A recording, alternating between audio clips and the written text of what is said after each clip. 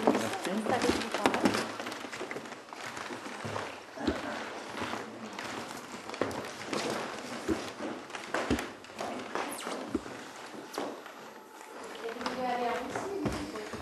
vais aller en Russie, mais à la rentrée.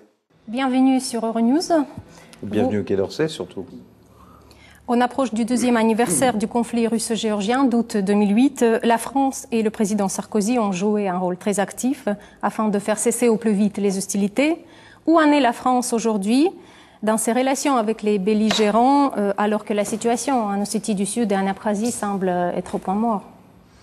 On le regrette qu'elle soit au point mort. Avec la Géorgie, bien sûr que nous restons amis. Nous sommes d'ailleurs les seuls présents en Géorgie.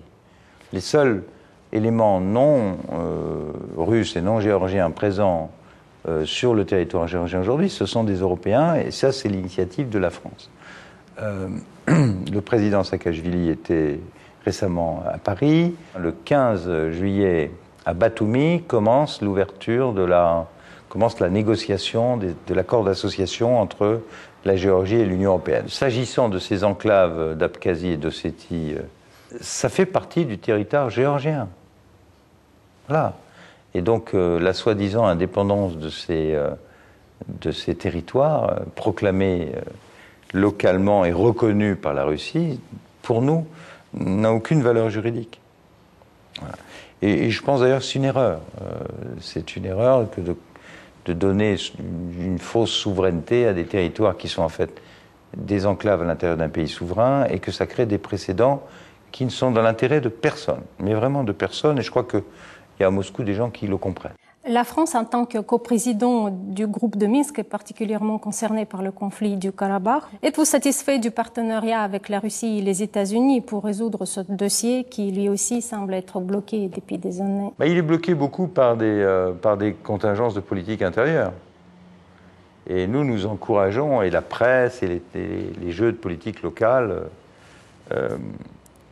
d'une part du côté turc, d'autre part du côté arménien. Donc nous avons beaucoup soutenu les initiatives du président Gül, la diplomatie du football avec l'Arménie. On a observé, il y a eu un accord, ensuite on a vu que malheureusement cet accord n'était pas ratifié. Nous sommes très attentifs à ce que ces pays trouvent la solution par le dialogue. Et il en va de même pour l'Azerbaïdjan qui a un vrai potentiel très important sur le plan économique. Il faut admettre qu'il y a des réfugiés, donc il faut trouver des solutions. Et les initiatives de la Turquie dans ce dossier peuvent débloquer la situation? Ça fait très longtemps que je demande aux Turcs d'ouvrir la frontière terrestre avec l'Arménie. Vous savez que sur le plan aérien, elle est ouverte. Mais les Turcs ont tout à gagner à ouvrir les frontières avec l'Arménie. Ne pas enclaver ce pays. Donc j'attends que la Turquie fasse ce geste. Naturellement, c'est difficile pour eux dans la mesure où il reste beaucoup de réfugiés encore en Azerbaïdjan, et qu'il y a une espèce de solidarité à la fois religieuse et ethnique avec les Azerbaïdjanais. Lors du dernier sommet Union européenne-Russie, il a été question d'abolir les visas. Quel intérêt présente cette initiative pour les citoyens européens? Quelles sont les perspectives de ce projet et quelles sont les difficultés rencontrées ou attendues? Écoutez, nous considérons que la guerre froide est finie et que la Russie est un pays ami. Voilà. Maintenant, pour que les visas fonctionnent, il faut que ce soit dans les deux sens. Nous n'avons absolument rien contre l'idée d'avoir des Russes qui rentrent sans visa en Europe, à condition qu'il en soit de même pour les Européens à l'intérieur de la Russie. Et ce n'est pas le cas? J'ai l'impression que c'est là qu'il reste des progrès à accomplir dans la négociation. Une politique de rapprochement entre Moscou et Washington semble bel et bien en route, en dépit de quelques récentes péripéties. L'Union européenne n'a-t-elle pas peur d'être marginalisée si cela se poursuit? Là, j'ai envie de vous citer la phrase de mon vieux maître Kissinger, qui était jadis mon professeur. Quand les Russes et les Américains s'entendent, les Européens ont peur. Et quand les Russes et les Américains se disputent, les Européens ont peur aussi. La Russie et l'Europe, nous avons des intérêts stratégiques convergents. C'est le terrorisme, c'est la prolifération des armes de destruction massive. Donc nous avons à travailler ensemble. D'ailleurs, nous travaillons ensemble.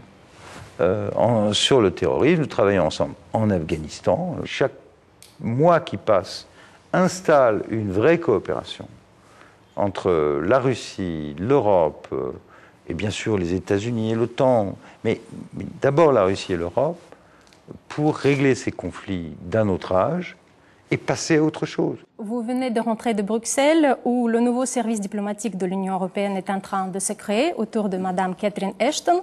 Pendant ce temps, à Paris, on parle de la crise d'influence du Quai d'Orsay. Est-ce que les deux sont liés, selon vous? Écoutez, ça n'a rigoureusement rien à voir. D'abord, je ne sais pas quel est ce débat sur la crise d'influence du Quai d'Orsay. Ça n'a rigoureusement rien à voir avec le projet de service diplomatique européen que nous avons ici même soutenu beaucoup. Nous en sommes encore au tout début. À l'automne, on aura l'état-major plus les délégations qui existent déjà, en fait les ambassades de l'Union. Je pense qu'il faudra 2 ans, peut-être 2-3 ans avant que le système soit à plein régime et trouve sa place, sa complémentarité avec les ambassades des pays membres qui vont continuer à avoir des réseaux diplomatiques. Quelle est votre vision de l'actuelle situation européenne après l'entrée en vigueur du traité de Lisbonne, puis de la crise grecque? Est-ce que cette crise peut avoir des conséquences sur la place de l'Union européenne dans le monde? La crise, elle a un effet absolument majeur sur la planète tout entière. Elle change les équilibres. Ce qui me préoccupe, c'est le taux de croissance en Europe, qui est très faible, 1%, ce qui est 12 fois moins qu'en Chine.